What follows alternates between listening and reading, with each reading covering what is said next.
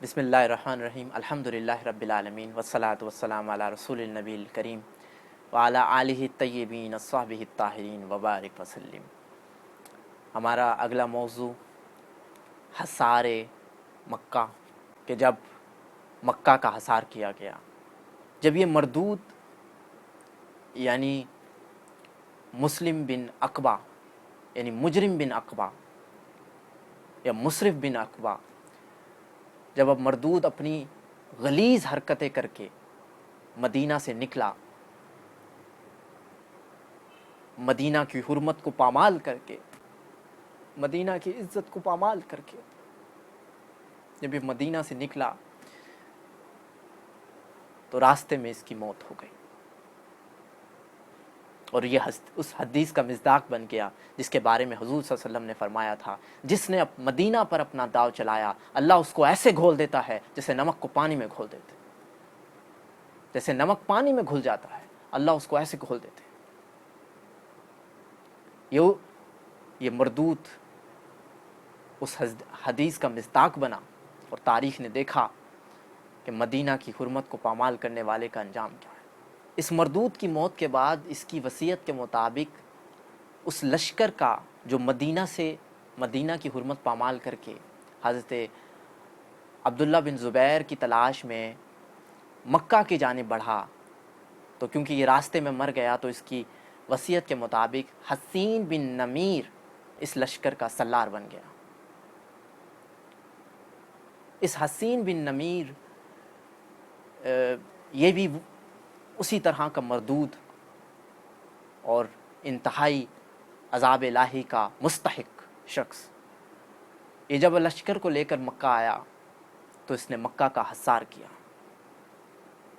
خدا کے گھر کا حصار کیا، اور منجنیق کے ذریعے بڑے بڑے پتھر برسائے، مکہ کی دیواروں کو ہلا کر رکھ دیا، مکہ کی بنیادوں کو ہلا کر رکھ دیا، اور کعبہ کی بنیادوں کو ہلا کر رکھ دیا۔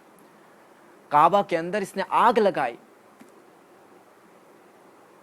یہاں تک کہ کعبہ کے اندر موجود وہ دمبے کے سینگ جو حضرت اسماعیل علیہ السلام کی فدیے میں جو دمبا جنت سے آیا تھا، مورخین نے لکھا ہے کہ اس کے سینگ اب بھی خانہ کعبہ کے اندر موجود تھے،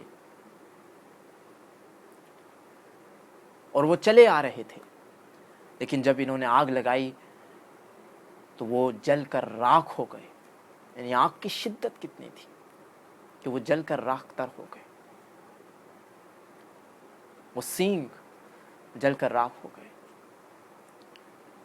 کعبہ کی دیواروں کو پتھر برسائے گئے، آگ لگائی گئی۔ یہ تھا حصار کعبہ کا منظر۔ کعبہ کی حرمت کو پامال کرنے والا یہ حسین بن نمیر یا نمیر انتہائی اللہ کے عذاب اور سخت عذاب کا مستحق ہے یقیناً۔ یہاں پر ایک بات انتہائی قابل اہم اور قابل ضروری ہے جو میں بیان کرنا چاہتا ہوں۔ انہوں نے اب کعبہ اور مسجد نبوی دونوں کی حرمت کو پامال کیا گیا، کعبہ میں آگ لگائی گئی۔ اب کیسے اللہ کی ذات جوش میں نہ آتی؟ اور ان واقعات کے بعد ٹھیک 3 ماہ بعد، اور کچھ کمی بیشی کے ساتھ 3 ماہ سے کم اور 2 ماہ سے زیادہ، اس کے درمیان یزید مردود کہ جس نے وہ فاسق یزید کہ جس نے ان لشکروں کو بھیجا تھا، وہ کیسے زندہ رہتا؟ تاریخ نے لکھا کہ 15 ربیع اول کو وہ یزید جہنم واصل ہو گیا اور جہنم میں چلا گیا۔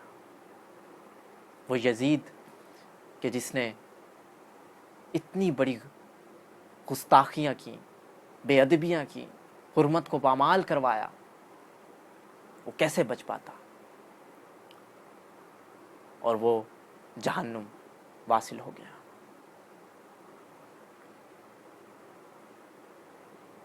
یہ وہ تاریخ ہے جو آپ کو بار بار جھنجھوڑتی ہے کہ ظلم کا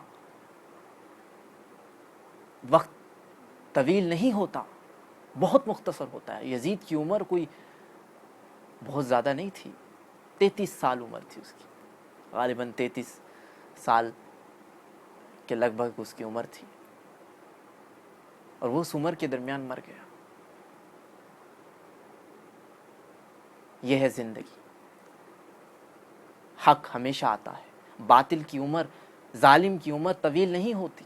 یہ قدرت کا کمال ہے۔ آپ دیکھیں ظالم کوئی بھی ہوگا، اللہ اس کے اندر سے برکت اٹھا لے گا، اس کی عمر سے، اس کے صحت سے، یا کسی بھی چیز سے اللہ ضرور اس کی برکت اٹھا لے گا۔ یعنی ظالم وہ جو دنیا میں بھی بھگتے گا اور آخرت میں بھی، یعنی آخرت میں تو بھگتے گا ہی بھگتے گا، دنیا میں بھی اللہ نے اس کو عبرت کا نشان بنا دیا۔ یہ وہ لوگ تھے کہ جن کی گستاخی اللہ سے برداشت نہیں ہوئی، اور یقیناً نہیں ہونی تھی۔ ان کی گستاخی ہی اتنی بڑی تھی کہ اللہ نے ان کو عبرتناک انجام تک پہنچایا۔ یہ 3 مجلسوں کا آج اختتام ہو رہا ہے۔ ویسے تو یہ فلسفہ اتنا طویل ہے کربلا کا اور اس کے بعد ہونے والے واقعات کا، 64 ہجری تک کا، ویسے تو یہ طویل چلتا ہے، لیکن 60 سے 64 ہجری تک کا واقعہ، جو 4 سال کا واقعہ ہے، یہ بہت طویل ہے۔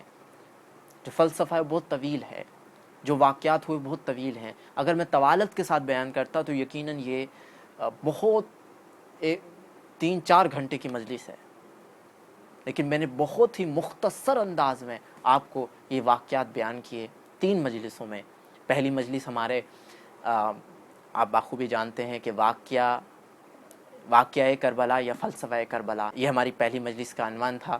دوسری مجلس کا عنوان واقعہ ہیرا تھا، اور تیسری مجلس اس کا عنوان حصار مکہ تھا۔ یہ تینوں مجلسیں اب اختتام پذیر ہوئیں۔ بہت مختصر انداز میں نے یہ مجلسیں آپ کے سامنے پیش کیں۔ اللہ تعالیٰ اس کو اپنی بارگاہ الہی میں قبول فرمائے۔ نیت یقیناً اللہ کے جزا کی ہے، اور کچھ نہیں۔ اللہ تعالیٰ ہمیں اپنی بارگاہ میں قبول فرمائے، اور اہل بیت اطہار کی محبت اور رسول اللہ صلی اللہ علیہ وسلم کی شفاعت کل محشر کے میدان میں، یہ ہے ہماری ضرورت، اس کے علاوہ اور کوئی ہمارا مقصد نہیں۔ اللہ تعالیٰ آپ کو قبول فرمائے۔ نہ میرا کوئی مقصد، نہ میری کوئی چاہت، جو وہ کہہ دیں ہم مان لیتے ہیں اس کو۔ السلام علیکم ورحمۃ اللہ وبرکاتہ۔ مغفرتین اللہم صلی علی سیدنا و مولانا محمد وعلی آلہ طیبین الطاہرین وبارک وسلم۔